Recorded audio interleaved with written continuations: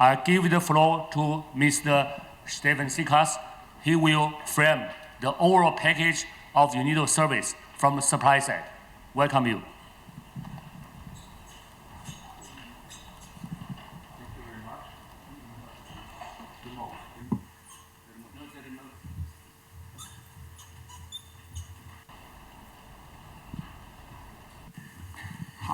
Let's see. Wonderful. Thank you very much, Vichy, for these introductory remarks. So we are here in the workshop on UNIDO competencies to support inclusive and sustainable urban and suburban development. And we try here to give you an overview of our potential and our capabilities to support innovative city development. Now, first, I have to go one step back to our mandate. You have probably, those of you who have been here yesterday and this morning have probably heard that already. Inclusive and sustainable industrial development with the three underpoints to advance economic competitiveness, creating shared prosperity and safeguarding the environment. And I think at this point in time it's also meaningful to point out that the management priorities for 2016, the operational ones, are focusing on circular economy and green industry. Now, from all of that and also from the logos of the Sustainable Development Goals you see on the right side, you can clearly see that we are working with central visions that we want to fulfill, but UNIDO is an organization which also works a lot on the ground and on the technical details, and that is something I would like to bring closer to you today, how we are actually breaking down this principal approach of inclusive and sustainable industrial development. For us, inclusive stands particularly for trying to help people through employment and through supporting enterprises to get more jobs, more opportunities, and therefore to lift them out of poverty and ideally into the middle class. Sustainable frequently, but not exclusively, focuses on environmental sustainability, including sustainability in terms of emission of greenhouse gases, particularly CO2. So how are we structured actually in UNIDO? In UNIDO we have the program development and technical cooperation, which incorporates a number of different departments. The partnerships and results monitoring department is a cross-cutting department, and my colleague Si Yong was actually this morning already here on the podium in the previous session. The partnerships and results monitoring department is providing a number of services to the other departments regarding building of partnerships, relations to donors, and of course monitoring. The actual delivery, which is brought out to developing countries, is from 4 departments: Agri and Business Development, Trade, Investment and Innovation, Energy, and my own department, the Department for Environment. What I try now is leaving this structure a little bit, because my colleagues here with me on the podium will, in the next minutes after my presentation, actually go a little bit more along the structures, along the lines of their departments, into what they are actually doing. And I try to provide you with a more cross-cutting view of how we are all working together in order to facilitate industrial development and city development at the same time. Now, I thought it's quite meaningful to take you a step back and look at how does cities and industry actually relate to each other, because you are here guests of the Industrial Development Organization, and of course the core of the mandate is industrial development. So how does cities actually and industry relate? I just took a couple of examples actually to illustrate that a little bit, and we'll come back to that a bit later in the presentation. So industry for cities is, for example, of course, an employer for the inhabitants. It adds value and is paying taxes and fees to the municipality. It provides goods and provides infrastructure, building, roads. All of these things have to be provided by someone, have to be built by someone, typically industry. It creates a lot of demand for a range of products and non-public services. One industry requires typically many other which are servicing it, and it is services, again, other industries. Of course, it is a user of public infrastructure and services. So for cities, it's both. It is also a client of what they are supposed to provide. And the industry is, of course, a user of public goods, in particular of the environment.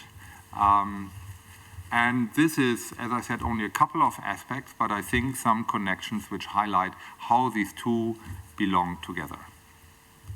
Now, I would like to pick on 4 examples, actually, on where different services that UNIDO is working with are actually relating to cities. And I would like to start from the most strategic perspective and then go to more and more detailed ones. And I'm starting with the planning.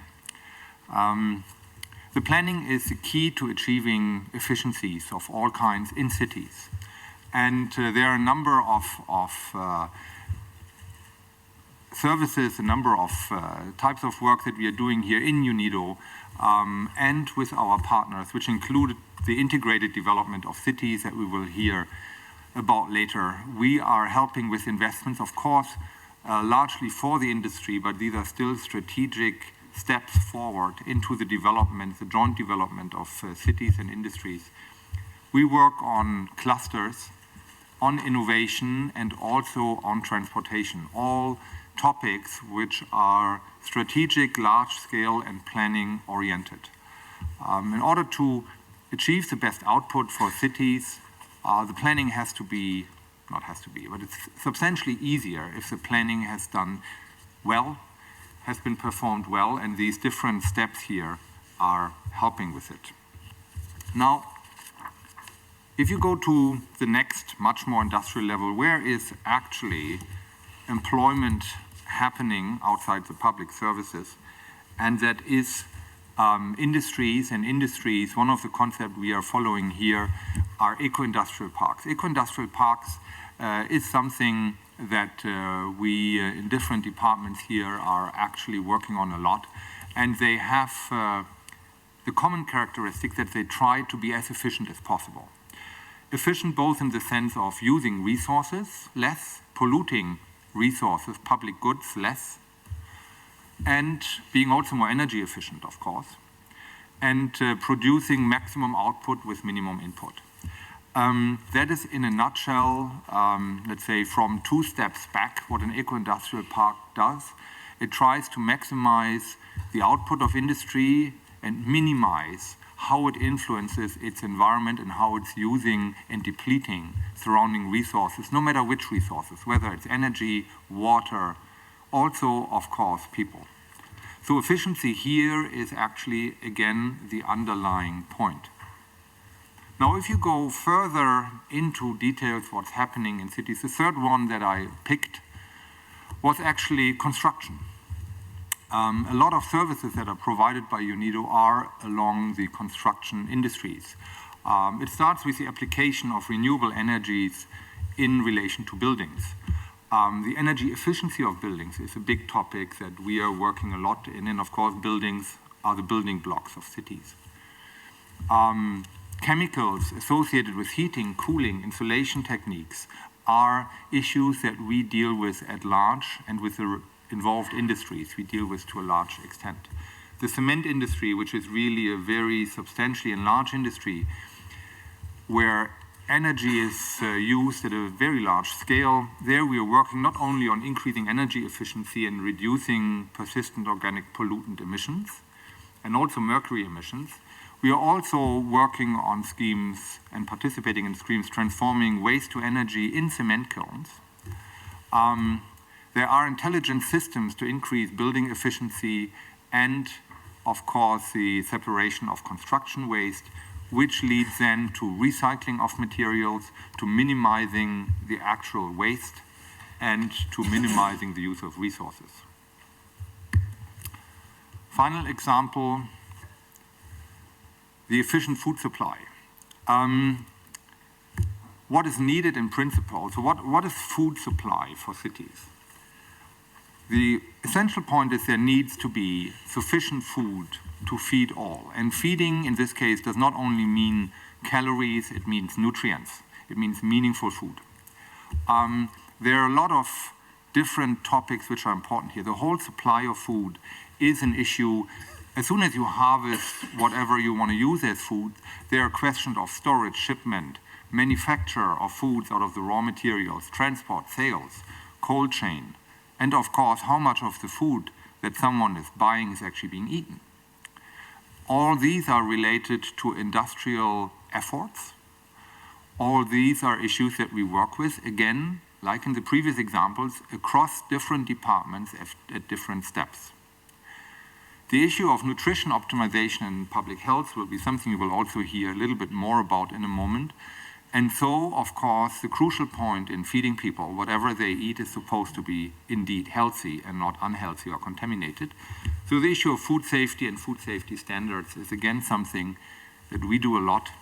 And this actually stands here as a placeholder for standards in general, where UNIDO has a very large presence. Now, you might have noticed that over the examples that I use, and they are only examples, one could continue the list at length. One of the similarities over all examples was that all have to do one way or the other with the theme of efficiency.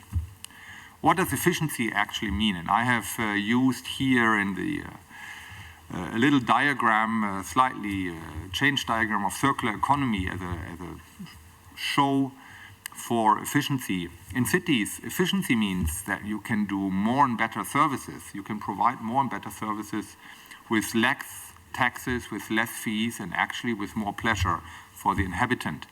And that you have minimum restrictions. Restrictions in any means, whether that is restrictions to go out because the pollution is too bad, which in many countries actually is the case, and in several countries. Whether these are restrictions in what the inhabitants or industry can do. Ideally, you organize yourself in a city in a way that you have to impose as little restrictions as possible, and still things are functioning. In industry, efficiency means you can provide more and better products, you have decreased production costs, more profits, you increase sales. What does increase sales mean? You increase employment.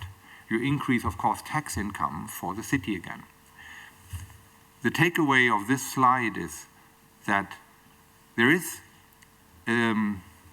cities and industry are actually forming a combination which is inseparable. They are living off each other.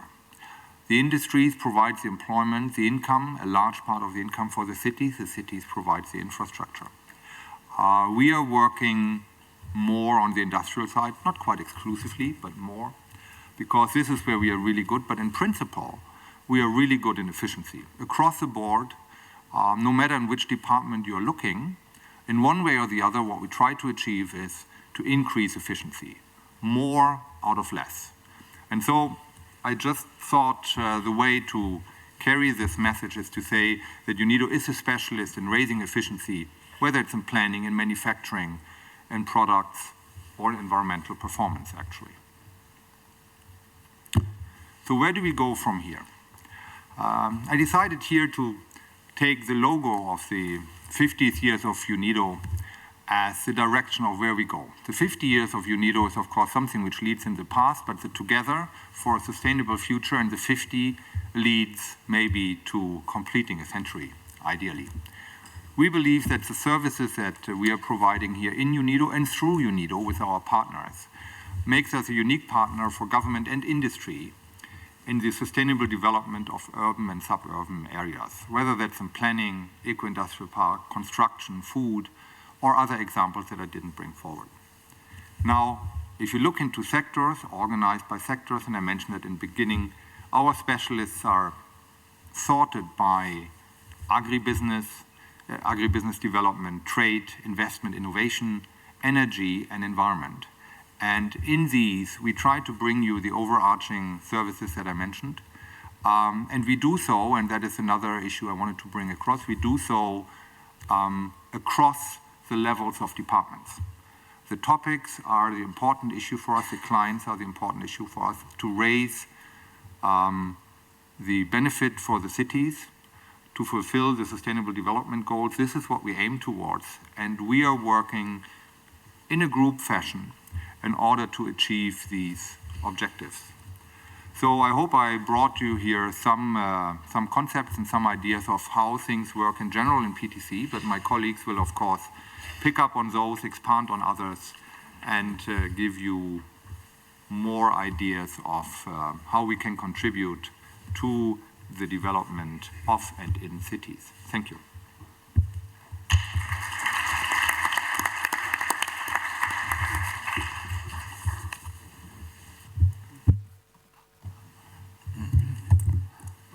Thank you very much, Stephen, for the comprehensive overview and framework on how UNIDO link with city from 4 sectors, from which regard city: construction, transportation, food, and energy.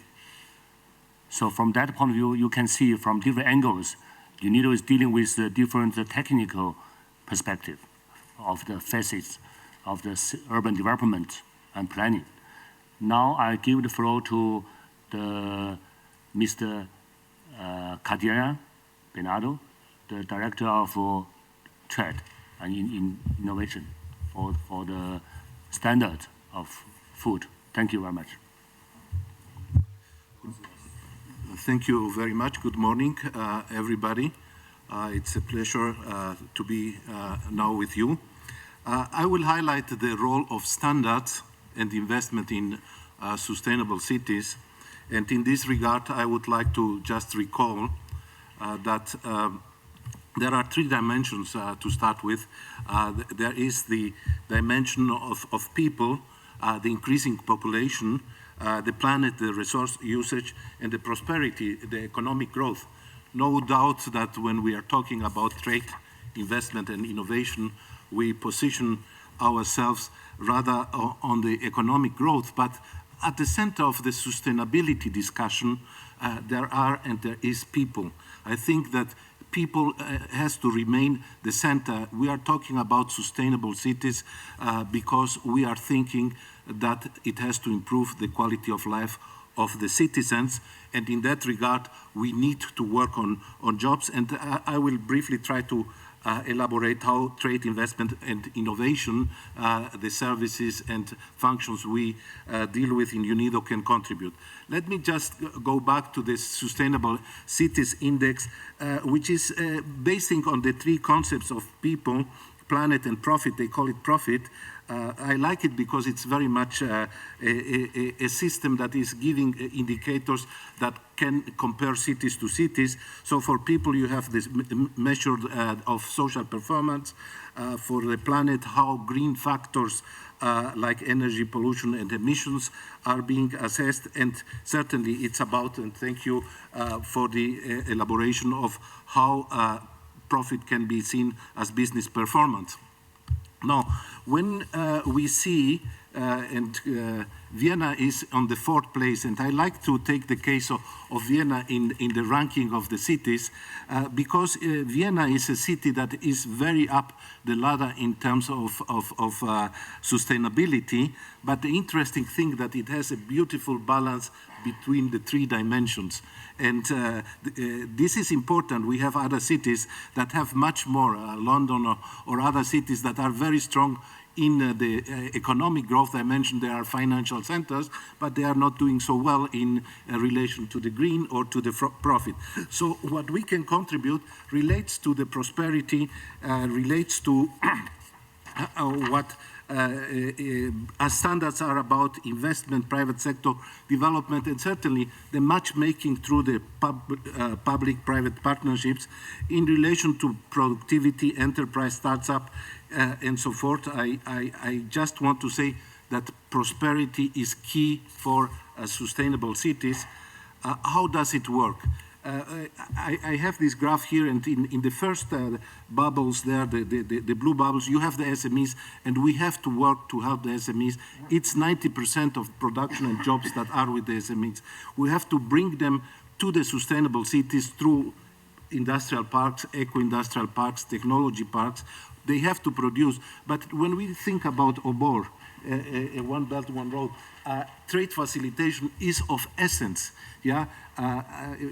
I think, Weichi, you were mentioning that the time it takes at each border among the OBOR cities is more than 5 days, yeah, at present. So it is very important that when we talk about sustainability of cities, also we think how this is working in the value chain.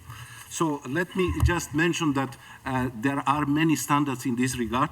I like 37 and 1 because it's about how cities are working in communities, but it is also about how you have a set of indicators which will bring the intercomparability of how cities are performing, another deliverable that can be used for the OBOR cities. We have also the standard 18091, the city of Pinhais in Brazil just finalized to use quality management to improve the performance of the local government. All the others relate rather to the green dimension, to the infrastructure. I will not go into it. Just one word on the impact investment for sustainable city. There is a lot of work to be done. The gap for investment is big. We need public investment, private investment, but we need impact investment. Impact investment is an investment that really takes the 3 dimensions into account. We are working with the city of Vienna. UNIDO has a platform to identify investment opportunities, and we are planning to have a joint declaration during the 50th anniversary so that we can promote impact investment in the future together. To finalize, let me just make a small commercial. We have the services we provide in this brochure. It's outside for everybody. The point I want to make is that working on investment promotion alone doesn't make the job. Working on SME alone doesn't make the job. We need to work with all these elements together so that we can have real impact. And to achieve the SDGs and to be smart and sustainable, I would like to conclude by saying that cities need to achieve a very good balance of all 3 dimensions. And being in Vienna, I reiterate that this is a very good example because Vienna has a very, very good balance. Thank you very much. Bernardo, thank you very much. I don't want to give any summary at this stage. I want to go next speaker, Carl, please. He is a specialist food. Thank you.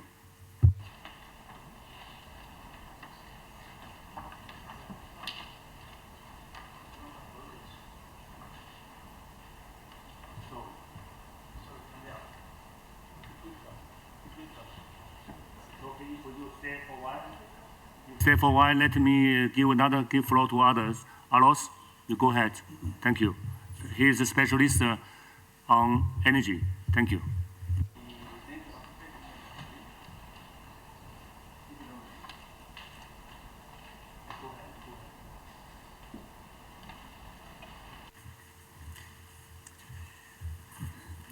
Thank you.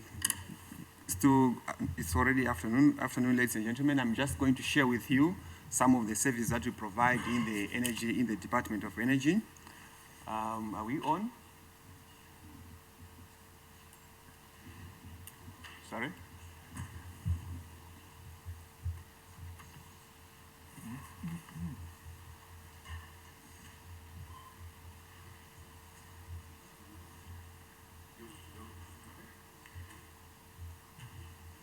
Thank you. I've tried to cluster our services into, the main 3 services that we provide. The first one being energy management systems for cities. It is a given that cities are responsible for large energy consumption as well as energy planning. And for that reason, we promote energy management systems in cities, ISO 50001, also for public and municipal organizations.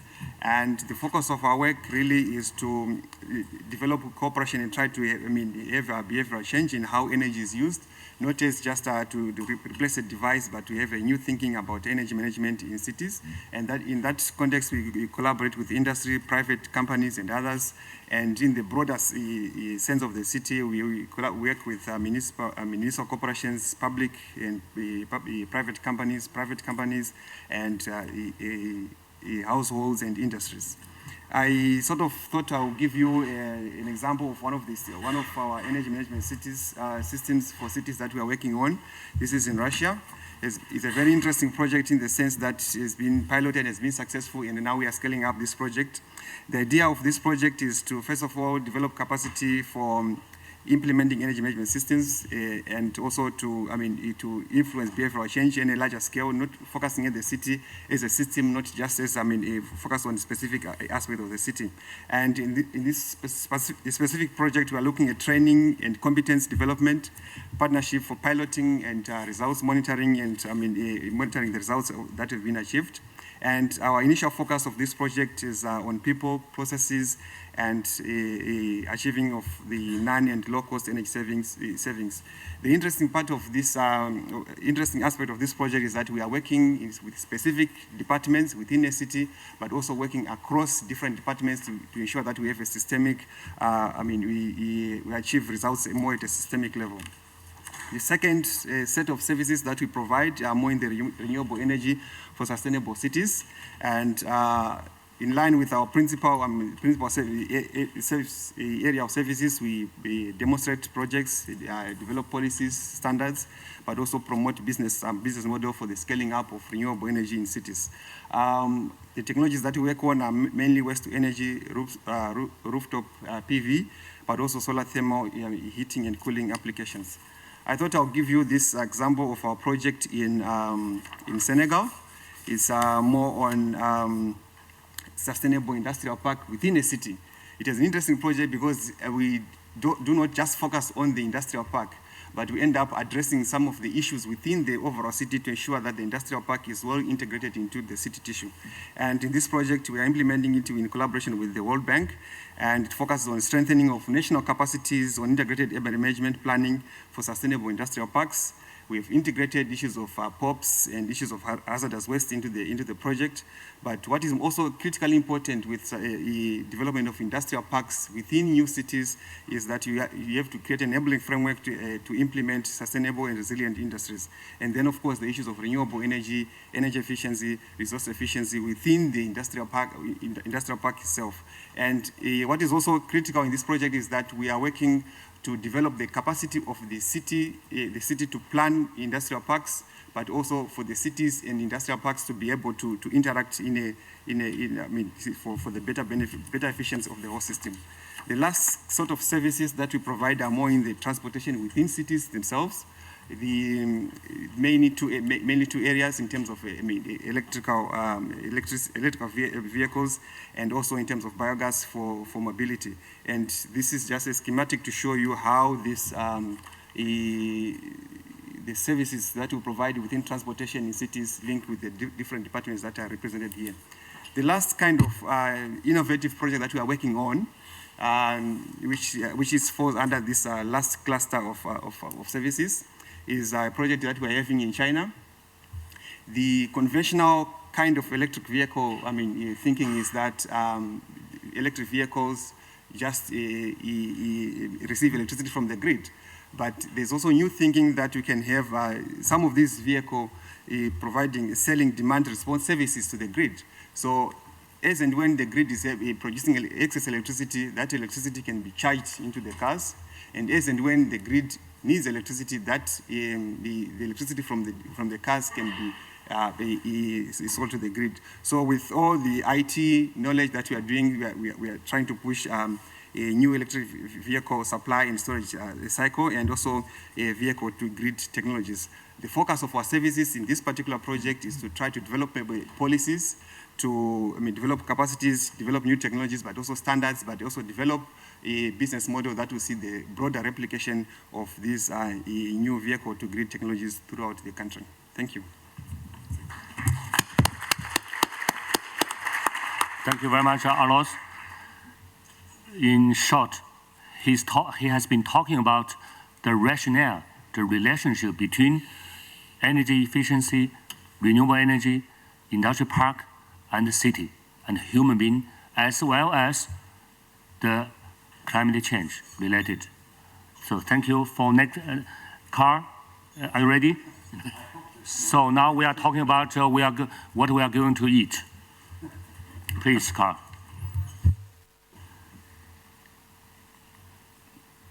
Okay.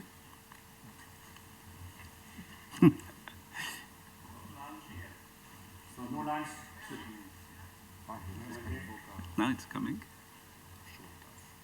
Okay.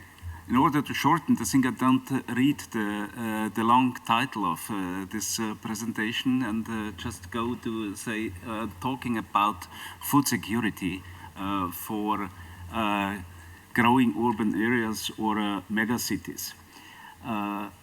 When we talk this, we should first see what and understand that food are the items foreseen for human consumption in order to provide the necessary ingredients and energy, minerals and others to keep the body alive.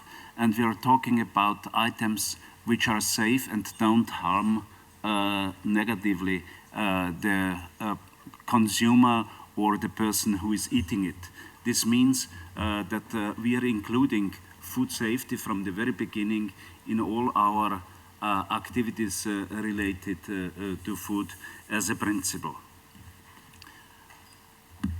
These two photos from or graphics from '85 and 2000 are showing on the example of Accra in Ghana what we are talking. We are talking about expanding cities, increased population, and reduced arable land for food, and this making the big challenge on where the food is coming from and in which way. When we see this shows exactly that there might be good housing and dwelling for people in the center, migrating from the rural areas, but on the other side, and this calling for formalized retail and food supply. On the other side, in the vicinity and outskirts of the town, we will have the slums, we will have formal ways of living, but also formal markets, expanding the need for response to total different areas and total different answers. When we are talking about the urban food security in response to this framework, we have to address, and we are addressing in our projects, the availability of the food, the utilization and the access to food, availability through production and processing, the distribution channels and the exchange or trade. The access, the question of affordability, the type of the market, as I said, the urban or the slums, and also the proximity of the food.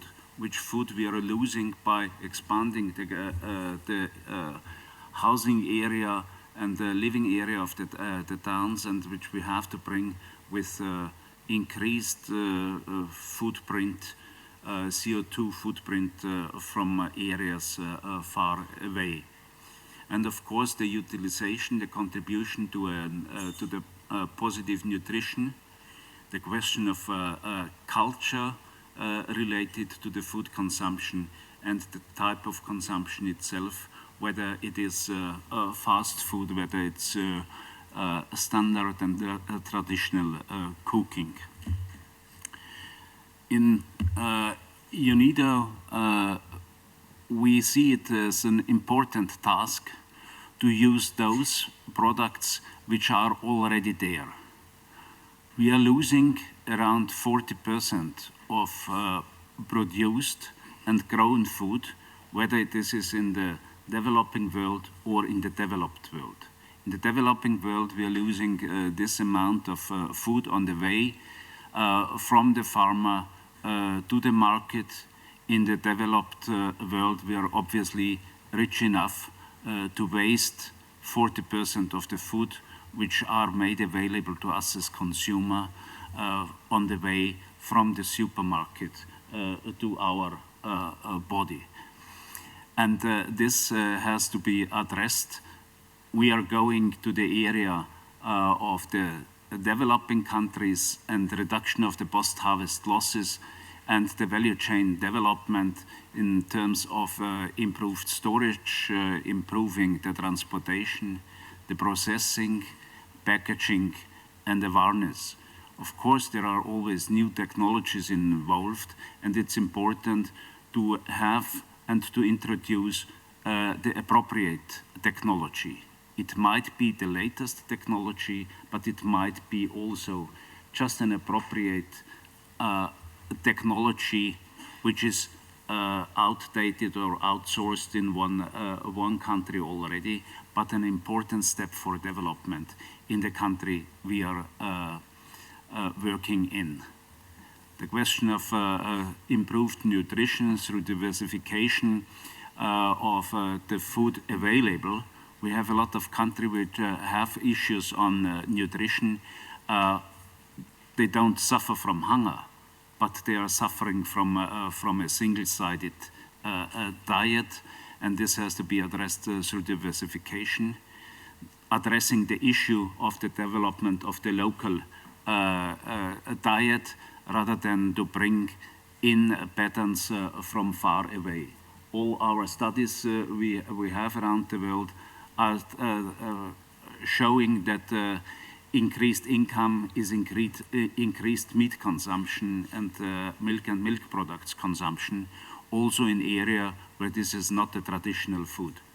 So we have to think about whether this pattern is casted in stone or has to be changed by developing the local available diet, using therefore all the local available food sources.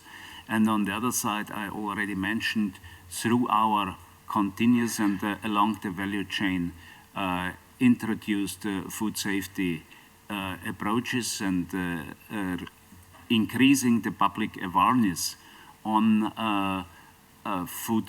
safe food and the importance of safe food and capacity building at all levels. We are contributing in this area to public health. In order to secure food, I'm stopping here so that the cantina doesn't close before we are closing the session. So,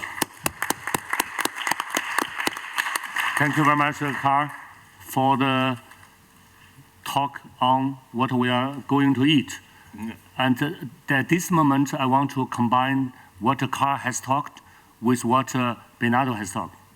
Because what we are, for example, the food system, including in the market available for sale, and transportation and storage, production, the whole process.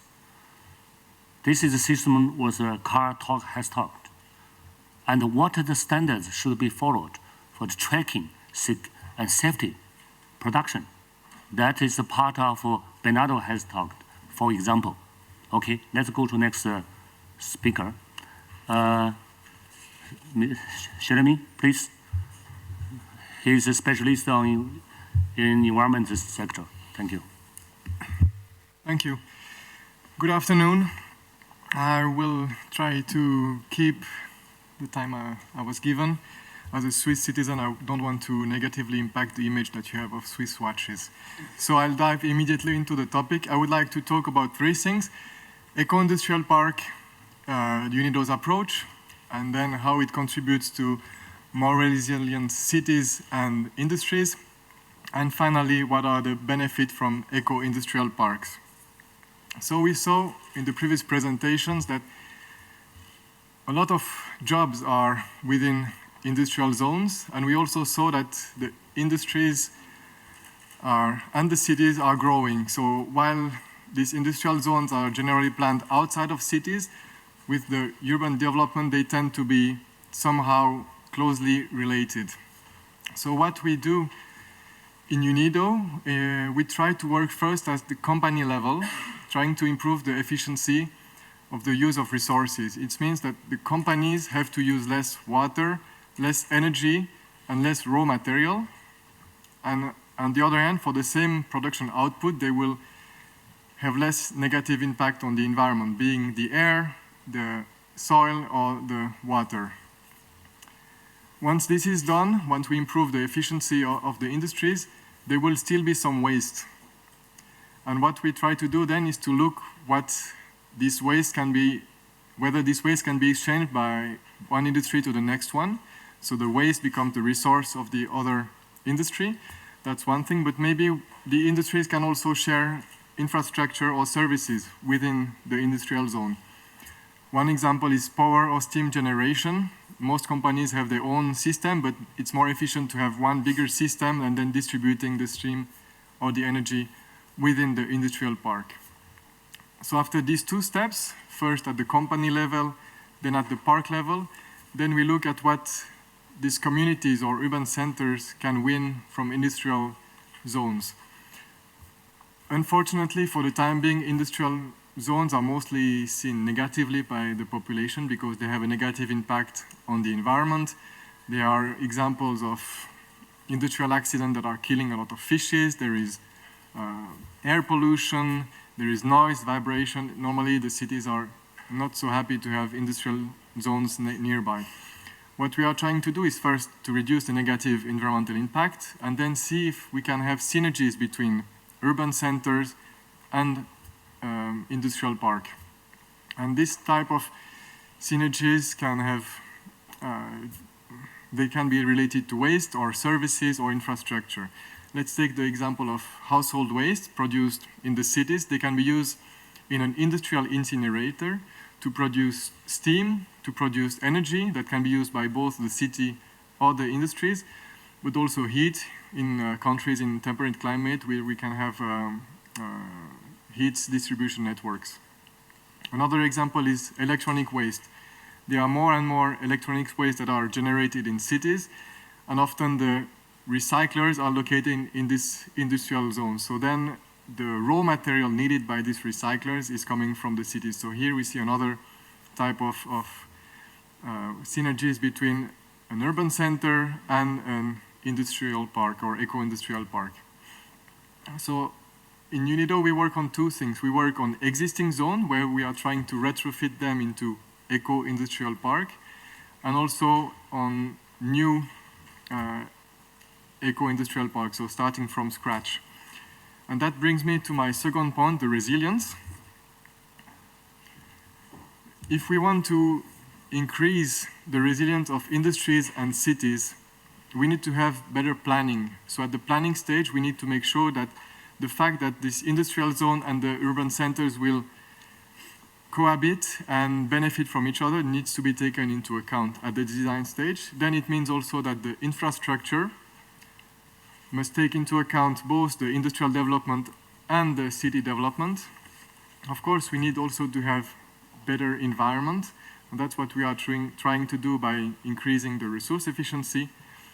And of course, we need to have this integration between industries, so making sure that the industries are not working in silos, but are trying to benefit from the proximity of the neighboring industries. And with these four aspects, then we can have more resilient cities and industries, both from the environmental point of view, but also from an economic point of view.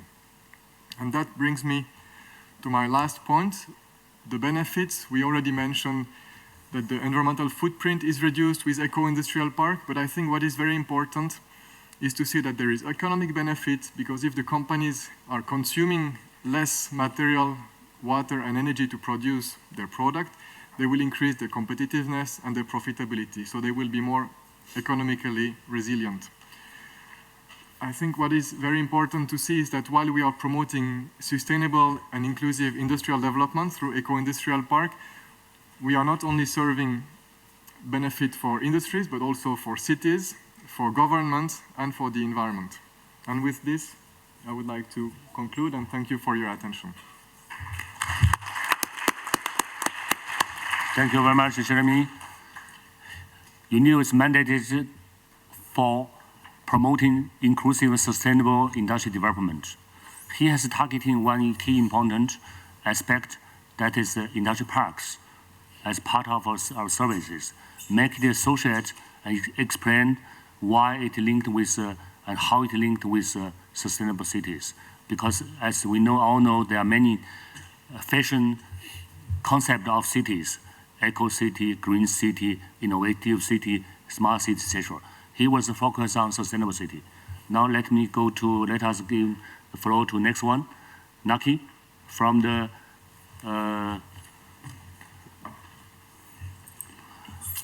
international IAEA, IIASA, Yes. IASA, and he's talking about how the different elements, components of the city, from land, water, etc., how it is going to be integrated. Please, floor is yours. Thank you very much. Good afternoon. I'm really happy to be here because I think urbanization, infrastructure, the key challenges facing the humanity. I've been asked to say a few words about the new joint project by IIASA, Global Environmental Facility, and UNIDO. It's called Integrated Solutions for Water, Energy, and Land. By integration, we mean a systemic view of the three nexus topics in the context of sustainable development, urbanization, and so on. Before I just briefly explain to you the project, let me go back to the introductory remarks of our chairman, Veichi, if I may call you by first name. He was talking about the sustainable development goals. I would like to argue that the 17 Sustainable Development Goals can be seen to be a new social contract for the future development of the world. They have been unanimously approved last year by the world community. I would further like to argue that they're not separable, that we need to implement them holistically because there will be trade-offs, but also important multiple benefits among them. And so I think that the nexus issues I'll be talking about should be seen within that overall context, and we do have a project on the SDGs, but this one is much more focused on the nexus issues. So let me just start. The pointer doesn't seem to be working. Can I go to the next slide, please? Okay, thank you. Let me just start by framing the topic. I'll only take three exemplary major mega trends in the world. One is the population growth, but not only growth. In other parts of the world, you have significant aging. Rising of the middle class can be seen also in contrast to the fact that inequalities are increasing, the difference between the poor and the rich, in particular in the sense of ownership. And urbanization is a major challenge. We have over 3.5 billion people living in urban settlements, mostly in small cities, 900 million in slums, and the number will be doubling. And for that, we need infrastructures, and we need food, water, energy, and other things. So, I don't know why this is not working. Okay, perfect, thank you. So we will need increasing water, energy, and land for demand because of the development in the world. Next, please, if somebody else can click. I don't know, for this pointer doesn't work for some reason. Yeah, and but not only do we need those resources, they also need to be clean. Water needs to be clean. We need reliable energy. We need reliable food, and we have already addressed this in this panel. So the next. Oh, now it works. Perfect. Thank you. So at the same time, we have to avoid the major damages to the environment and the planetary systems, and all of that feeds back. All of that feeds back to the resource demands. And this is what we are trying to do in this project. We want to understand not only how can we provide these resources, but how they are related. This is essential. You know, for water, you need energy and food. For energy, you need water and food. For land and so on. So you have all of this cross-cutting, and this is the challenge of our project. So the project will address those three issues. We already have elaborate modeling framework at the EASA to handle the three nexus issues in the context of all of the overall SDGs development. But what is new in this project is that we will establish a platform that will go from global and regional down to local. So we are integrating bottom-up and top-down perspectives of finding the solutions. So the nexus issue is in context of the development. So this is perhaps one way to see it. The focus is on the interaction of the three sectors, not on the sectors by themselves, but on the integrated way of looking at the sectors. Out of that, we would like to understand where are the special hotspots so that we can avoid future crises and deal with them specifically. We will undertake 2 specific case studies with which I will conclude. Then alternative futures. I think this is very important. Even if you're looking at the sustainable development, hopefully there are the degrees of freedom.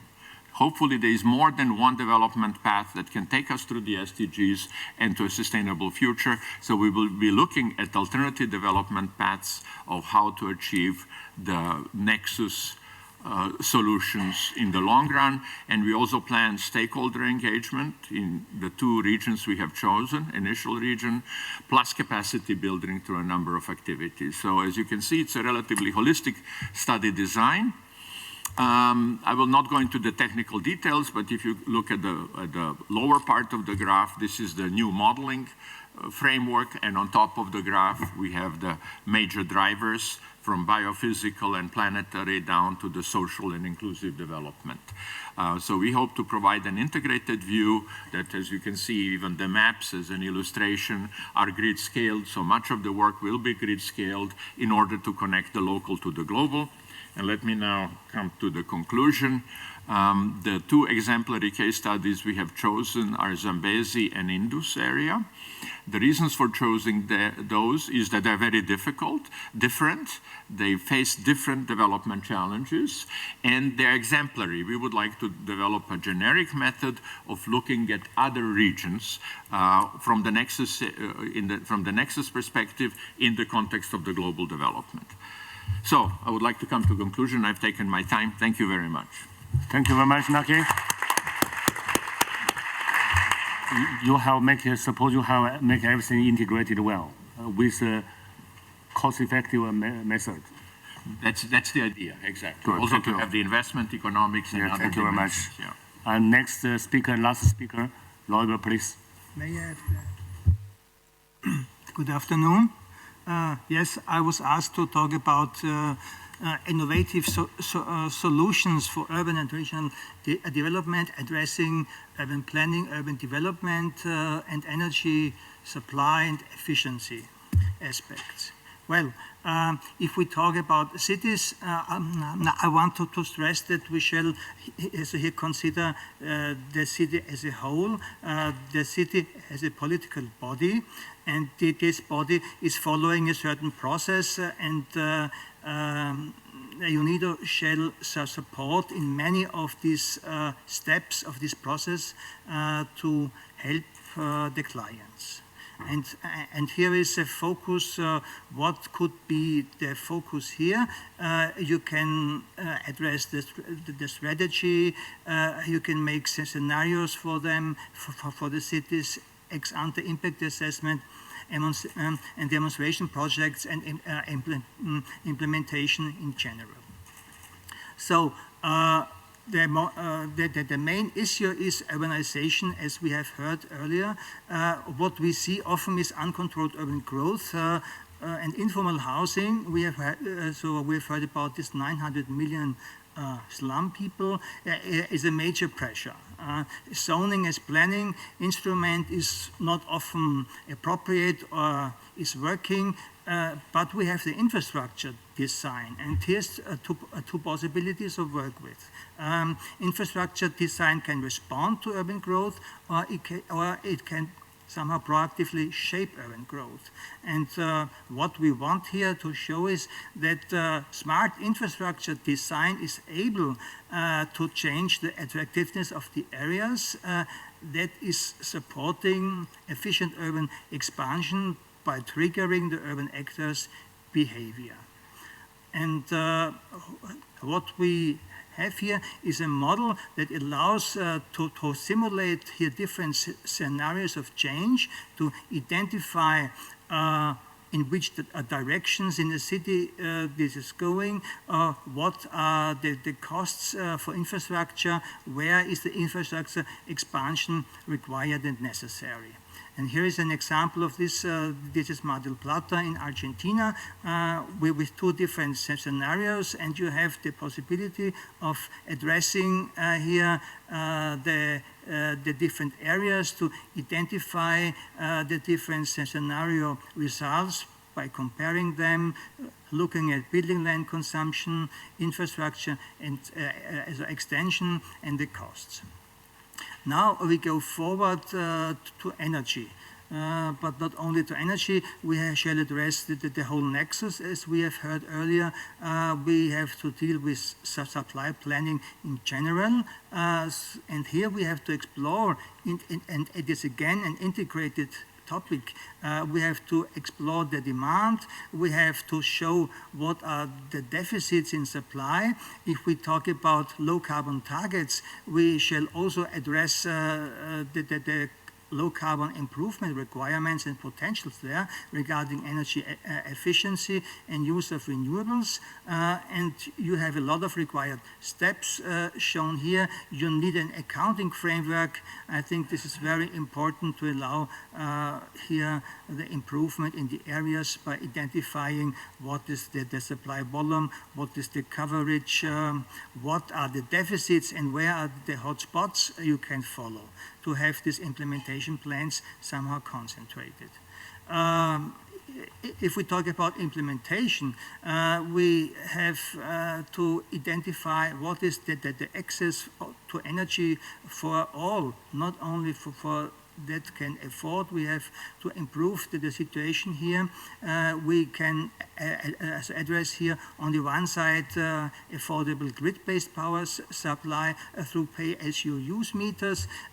You can look at on distributed energy supply through microgrids, and all renewables that are listed here has to be addressed. This is PV, this is heat pumps for heating and cooling by different domains, having soil, groundwater, surface water, geothermal, etc. Even sewage channels can serve as heat source.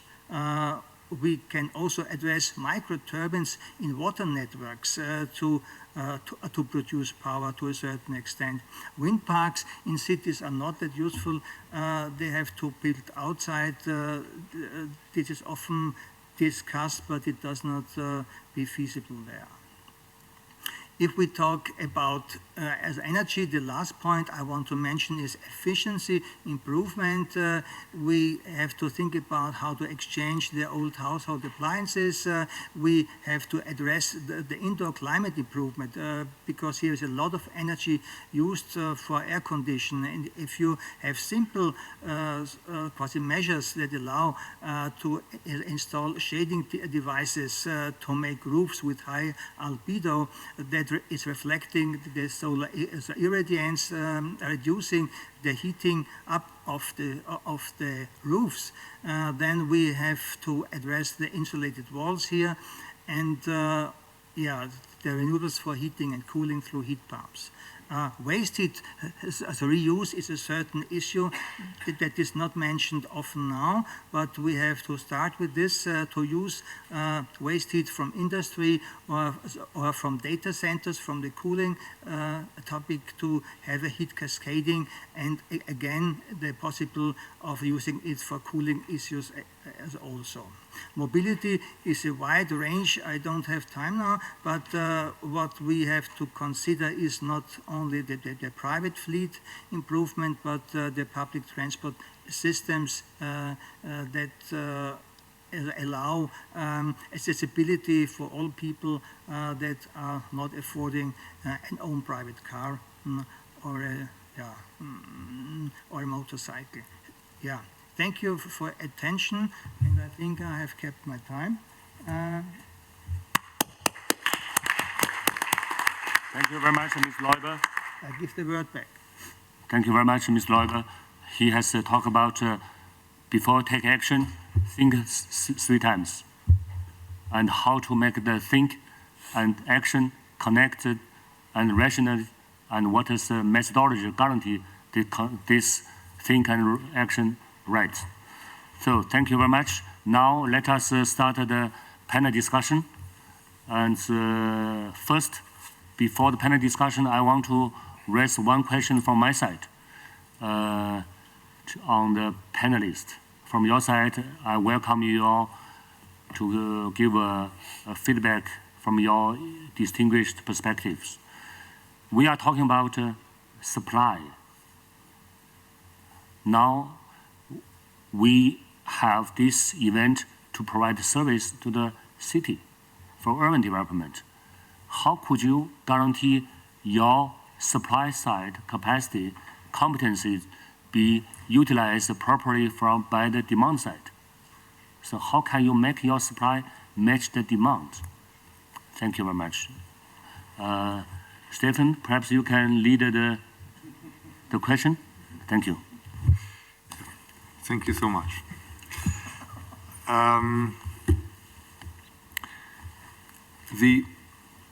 Essentially, the direction that this question points to is twofold. Number one is how to identify actually partners who are in need of specific services, and secondly, how to target these services so that they're actually fulfilling what our partner needs. I would like to first focus on the second part. Here in UNIDO, and I try to encapsulate that a little bit in my presentation, we have a very flexible setup to assemble different experts across different areas of knowledge and different sectors into teams. We have partly, we are doing that in one new format, but that I believe is only an example, which are the partnership programs that we are doing that you have already heard about in some countries. But the underlying principle of assembling expertise from different sides into providing a targeted service to cities or other clients is something where UNIDO is already very advanced, and I think we are continuously optimizing that to get even better. The more someone who works with economies in general and with economic actors knows that the real tricky part is the sales. That means the connection, the direct connection between the supply and the demand, not so much or not only the content of what you are providing. The question is then one of outreach.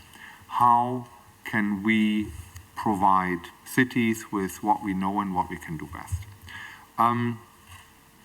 Principally, of course, opportunities like this where we reach out to cities, to actors, and make them more aware of what we're doing is one issue. A second point is that we will be able to demonstrate what is meaningful, to find new ways and new solutions forward. A very important trick is to multiply these without reinventing the wheel afresh. That means to generate lessons from what we have learned in a program and then make them widely available. And that is again something where I think we are on a good path to optimize that further and to make know-how that we gathered in projects more widely available so that it can be multiplied either with less effort from both our side as well as from the partner side, or without us actually, simply taken as lessons learned and trying to apply a slightly adapted way forward for different city actors.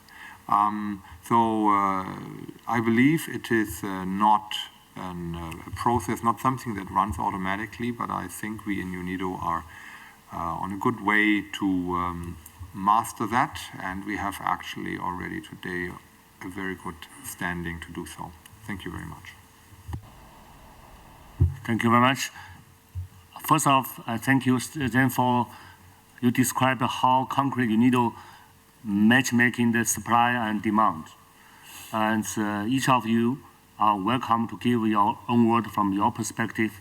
However, if you think there's from the framework point of view is the same, you can save the time. But if you have some additional points, most welcome. Please, Naki. Yeah, just in interest of time, just brief points. I think to meet the future demands with the supply, we need a transformation. And I think SDGs imply a fundamental transformation in the way that we are doing things. It will not be able to provide safe services and livable cities the way we are doing it today. Because, for example, cities account for 80% of emissions, material use, and so on. And I think we talked about efficiency before. Efficiency is the key. It's doing more with less. That will save resources and make cities more sustainable. Then recycling is very important to closing, and fundamentally one can say to close the metabolic loop of the cities, that they minimize, and it's a metaphor to the living cells, that we minimize the amount of waste that's required to provide the services. So my concluding thought is that we need to integrate supply and demand and look at it from the service point of view rather than the two separate sectors. Thank you. Thank you very much, Naki. Bernardo, please. Just one point I would like to say. Well, we have to look at the policy level, at the institutional, at the enterprise level, for which we will have to have solutions. A lot of regulatory cooperation at the policy level and experience sharing, but I would like to focus on the institutional part where we need strong disseminations mechanism. We need to find the way how good experience can be disseminated.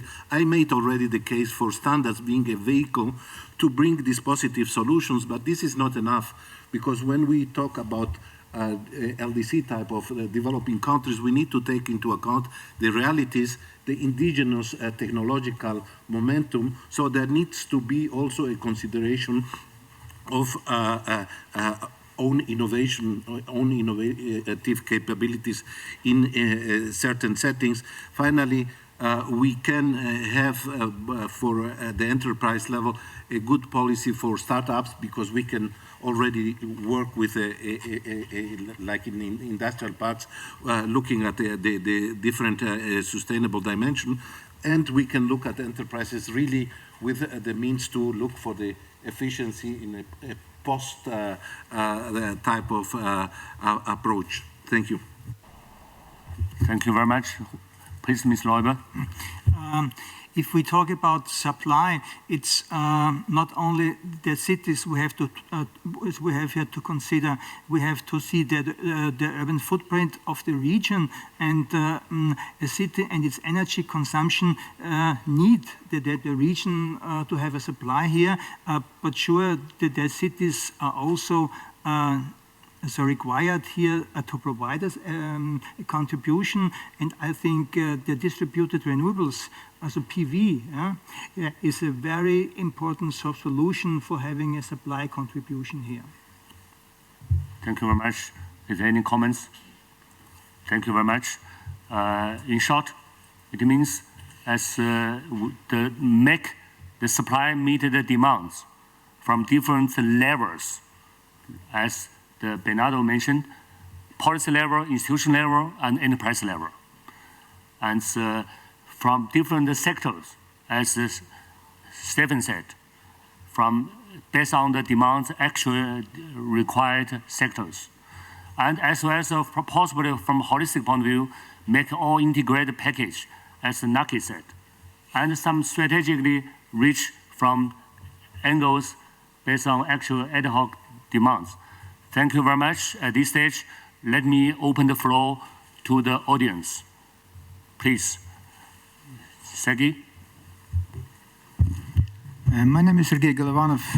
I'm, let's say, partner of UNIDO for many years. And let me just add to answering to introductory notes of yours, Mr. Gong, and other presentations. Let me add that there is a novel and unique digital transformation instrument, UNIDO Pharos platform, which is available to support practical projects mentioned today during the session and yesterday. It allows digital transformation of big data streams in real time into comprehensive information services, metrics, analytics, enabling implementation of complex model of cyber-physical systems. It means that We can make model of enterprise, industrial park, region, island, country. And there is a unique place now where this model of the smart city running online in real time, accordingly to standard ISO 37120 indicators of quality of life, and there is no other place in the world where it is available. You can see the city, 50,000 people, and play with this model of the city. There is another application, it's called Smart Enterprise, with 300 indicators and the structure of typical enterprise running online. So all this illustrates the possibilities of using performance model enabling very complex vision of the systems. And finally, this is excellent tool for making model of sustainable development goals, because this is world model. It can be implemented relatively quickly, linked to national data sources in countries, and run in the cloud, providing real-time vision of the complex interlinked nexus of SDG processes. This is very real, providing monitoring, benchmarking, analytics, and simulation of complex major decisions, options, and risks. Thank you. Thank you very much, Sergey. And perhaps whoever raised question, please identify yourself for the other audience to get to know. And anyone would like to give questions and comments? Yes, please. My name is Manuel Montes. I'm from the South Center. I was very struck with the question about the post-harvest losses, right? Because last year I did some work on the Philippines Department of Agriculture, and I'm wondering, so how do you actually help countries? Because I can imagine that there's a lot of demand for this kind of technology, right? In the very poor developing countries, about post-harvest losses. And this is a very nice way to think about cities, right? The fact that you can, I mean, if you just compare Bangkok with Manila, the freshness of the produce in Bangkok is like 3 times that of Manila. But it's a matter of being able to provide the food to the city, right? And I was wondering, so my question is, there is a lot of demand. How do you actually handle it? Or what is your entry point in developing countries? Thank you very much. Thank you very much. This is one of my lovely topics. But today I give the floor to Carl, please. Thank you for the question. Of course, there is no single model to respond to this very differentiated requests coming from the different countries, and also depending on the different sectors. One example we are doing at the moment, a project on reduction of post-harvest losses in Vietnam, where we on the one side are addressing leafy vegetables in the vicinity of Hanoi, where we have the same problem. Hanoi is growing, and the growing area for the leafy vegetables is pushed far away. We have the question of the immediate processing, packaging, most probably in the area where it's grown, and then linking to the market in order to keep the time frame between harvest and availability on the market very short, to have this product freshly there. On the other side, the issue in the south of Vietnam with mangoes, where you have a total different type of product with extended durability. But again, there the question also addressing the infrastructure from the storage, and then to go in different ways to the market, addressing the demand based on the knowledge of the needs in the different differentiated markets there. So there is then the fresh mango, where you just do grading, sorting, and packing. and storing them properly, having proper packaging material available, and then the transportation, which is crucial to bring the product there to the market in a better shape. And on the other side, processing in a combined center for different products. Transportation is one of the biggest issues to bring the product properly to the market. I once had a project in the Himalayan region where apples were grown in the mountainous areas, and until they were brought down with old trucks and so on to the cities, to the markets. We had on the bottom the apple juice, in the middle of the truck the jam, and up on the top we had still fresh apples. So this was an integrated processing on the transportation. But this is not the way we want to have it. So addressing demand-driven, knowledge-based, what is possible in the region where we are working.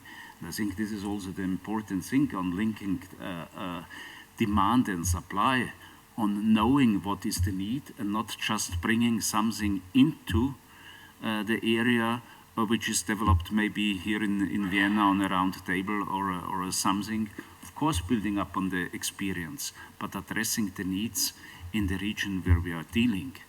Still, more than 80% of the food which is produced is consumed locally and not traded across the world. So the local demand is the first addressee by reducing the post-harvest losses. Thank you very much, Carl. Any other question? Or I invite someone to speak. Professor Brown?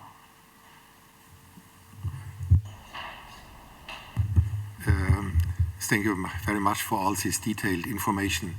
And we had many economists during this day on. Professor Brown, identify yourself for other audience. My name is Gerhard Braun from Free University of Berlin. So we had some of economic discussions this day and also yesterday. And I miss one term, full cost accounting, in all of your models. Can you give some ideas? How are you using full cost accounting? Because it cannot be used in any way, because we have this big separation in the social status of the different societies, with poor and rich. And on the other hand, I think it is the only way we can really economize or even think about costs which will be otherwise postponed to other generations. Full cost accounting. Thank you. Being not an economist, but just a food technologist, but coming from the private sector, so full cost accounting is an important step, but we also have to see in which areas we are really working, and where we first have to teach also the producers and the small processors to take the pen and learn to write down their costs, their expenditures, and so on, to get, and we try this through a sort of a household costing sheet, that they first get an impression whether the things they are doing are just for fun or an economic, have an economic background to sustain also their livelihood. And of course, the more we are going into the businesses, the upscaling of the enterprises, and then coming to the industries, this is one of the most important things. And UNIDO itself developed a tool for, let's say, which is now used in a lot of countries for business planning, the COMFAR, in order to have proper business plans, in order to get an idea what is really done. We need this also in the transition from state-owned enterprises to privately owned and managed enterprises in order to have the proper understanding. This is there. This was not, of course, not addressed in today's session that prominently, but thank you for this hint we have to follow. Thank you very much, Carl. So, considering the limit of time and too late to disturb, may spoil your lunch. So, is there any further question?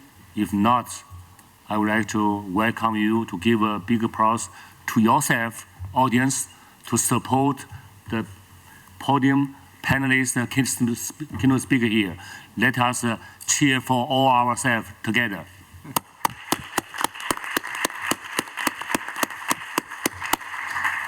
Thank you very much for keynote speaker, panelists for your contribution, and to demonstrate the supply side competencies of UNIDO dealing with this very sophisticated issue of urban development. Urban along the one-by-one road. Why here I learned from Bernardo, make a little commercial, that's why one-by-one road. I introduce myself. My name is Wei Xigong. I'm Senior Coordinator for South-South Triangle Cooperation of UNIDO. So one-by-one road initiative is in the framework of South-South Cooperation. So thank you very much. In the afternoon, 2 o'clock, there will be a mayoral forum, starting the session, mayoral forum at 2 o'clock here. Welcome you with a short lunch break. Thank you very much.